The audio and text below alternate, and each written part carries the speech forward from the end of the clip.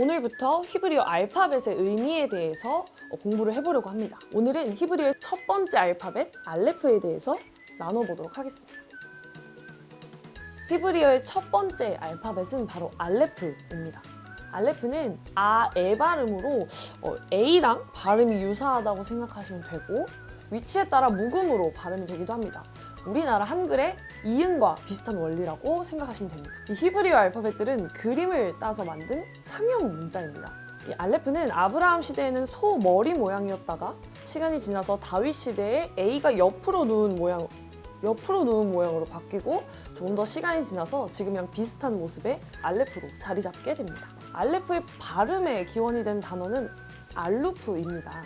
알루프는 주인, 우두머리라는 뜻의 단어인데요. 뿐만 아니라 알레프가 소를 의미한다는 것은 힘을 상징하는 것이기도 합니다. 이 소는 이집트에서 신으로 숭배되기도 했었죠. 그래서 출애굽기에서 모세가 시내산에서 내려오지 않자 그 백성들이 그 소의 상을 우상으로 세우기도 했었습니다. 모세는 하나님을 아버지라고 표현을 했는데요.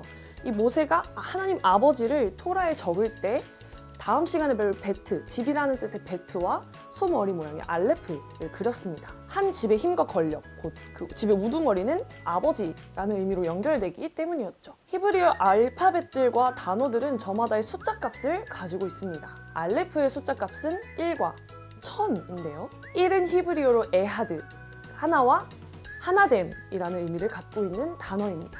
성경에서 1000 이런 개념은 굉장히 중요한 개념입니다.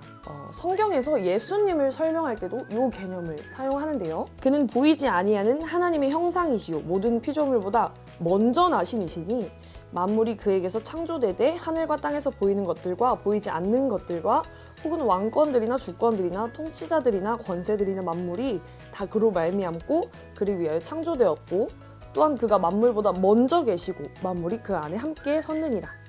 그는 몸인 교회의 머리시라. 그가 근본이시요 죽은 자들 가운데서 먼저 나신 이시니 이는 친히 만물의 으뜸이 되려 하시며 하나됨의 에하드뿐만 아니라 머리, 으뜸, 처음, 기원, 근본, 창조, 시작 등 모든 처음을 의미하는 이 단어들에는 대부분 알레프가 들어있습니다. 또한 천은 히브리어로 엘레프입니다. 엘레프는 천과 완전함 그리고 영원함을 의미합니다.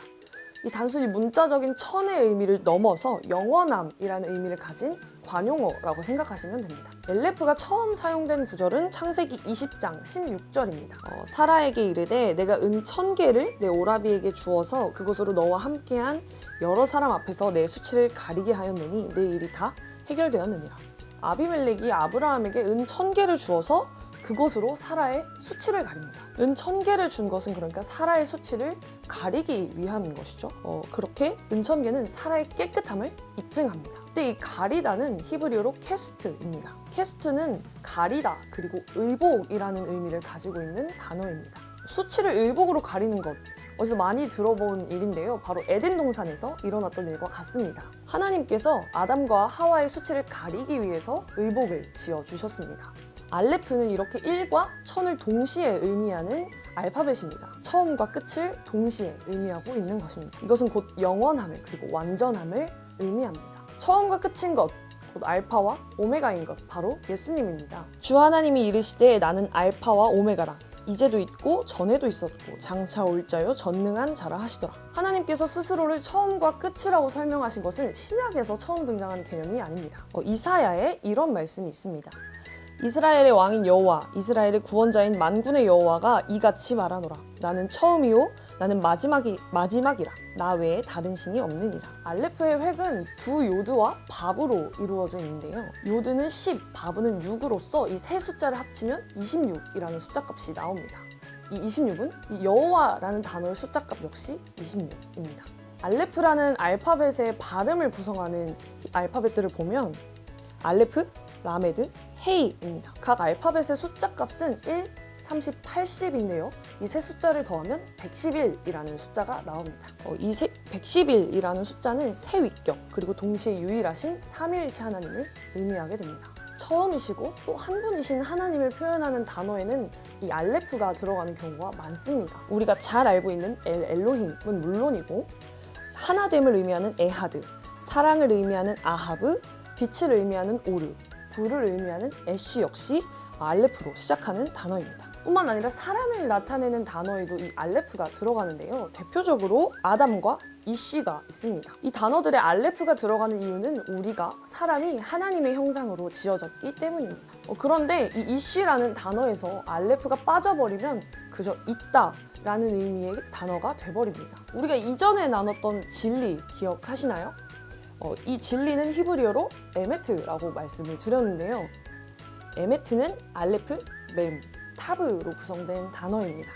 알레프가 맨 처음의 알파벳이라면 타브는 맨 끝의 알파벳입니다. mem은 물, 생수의 의미를 가지고 있는 알파벳입니다. 이 물과 생수는 성경에서 하나님의 말씀을 의미합니다. 즉 진리, 곧 하나님의 말씀은 처음부터 끝까지 동일함을 의미합니다. 또한 처음부터 마지막까지 하나님의 생수가 흐르는 것인데요. 처음부터 끝까지 하나님의 말씀인 것만이 진리, 에메트가 될 수 있는 것입니다. 아 재밌다! 끝!